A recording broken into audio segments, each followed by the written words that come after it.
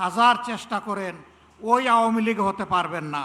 সংসদের ভিতরে সরকারি দল বিরোধী দলের এমপিরা যখন কথা বলেন তখন সকলেই জুলাই যোদ্ধাদের কথা বলেন, কেউ কেউ শরীফ উসমান হাদি শহীদের কথাও বলেন, কিন্তু কার্যত আমরা সরকারি দল থেকে তার উল্টাটা দেখতে পাই। দুইটা ভোট একসাথে হলো, একটা ভোটের রায় তাদের পক্ষে গেল, মেনে নিলেন। তারা দাবি করেন 51% মানুষ তাদেরকে ভোট দিয়েছে। আরেকটা ভোটে জনগণ 70% গণভোটে হা বলেছে। তারা 51% মানেন, কিন্তু 70% মানেন না। এটা লজ্জার, এটা দুঃখের। ওই 70%-এর রায় যেদিন বাস্তবায়ন হবে, বাংলাদেশ থেকে সত্যিকার অর্থে সেদিনই স্বৈরতন্ত্র বা ফ্যাসিবাদ বিদায় নেবে।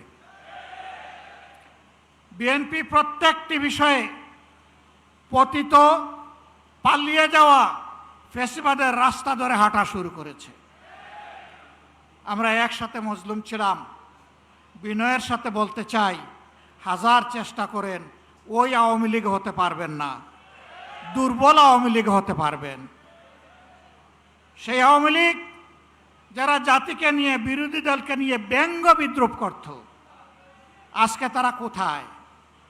আপনারা একই কাজ শুরু করেছে। যে আওয়ামী লীগ তাদের পুষ্য লাঠিয়ালদেরকে দিয়ে সমাজের বিভিন্ন জায়গায় কর্তৃত্ব কায়েম করেছিল, সেই আওয়ামী লীগের পাশে তাদের দুঃখের দিনে কোনো লাঠিয়াল এসে দাঁড়াতে পারেনি। আফসোসের বিষয়, রাষ্ট্রের মৌলিক যে সমস্ত জায়গায় পরিবর্তন দরকার, সুশাসন কায়েমের জন্য, সত্যিকারের স্বাধীনতার স্বাদ জনগণকে দেওয়ার জন্য, প্রত্যেকটি বিষয়ে বিএনপি বিরোধিতা করে চলছে। এটি জাতির সাথে সুস্পষ্ট প্রতারণা। তারা তাদের দেওয়া 31 দফা কর্মসূচি সংস্কারের, তাদের ইশতেহার, এটারও তারা বিরোধিতা করছে। আমার মনে হয় তারা যে বিরোধিতা করছে, এই জ্ঞানটাও বোধহয় তারা হারিয়ে ফেলেছে। প্রিয় বিএনপি, ভুলে যাবেন না, এই জুলাই না হলে এই মায়েদের, এই বাবাদের, এই ভাইদের, এই বোনদের সন্তান, স্বামী, ভাই, বোন জীবন না দিলে আজকে ক্ষমতার তক আপনারা এনজয় করতে পারতেন না। তক্তে বসে ভুলে গেছেন? আপনারা আগেই ভুলেছিলেন।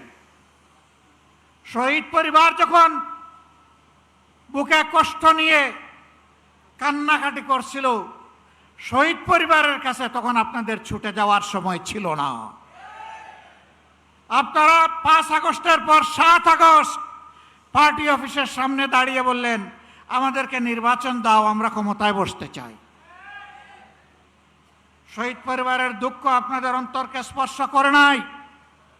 আহত পঙ্গুদের নিয়ে আপনাদের কোনো কর্মসূচি ভাবনা জাতি দেখে নাই।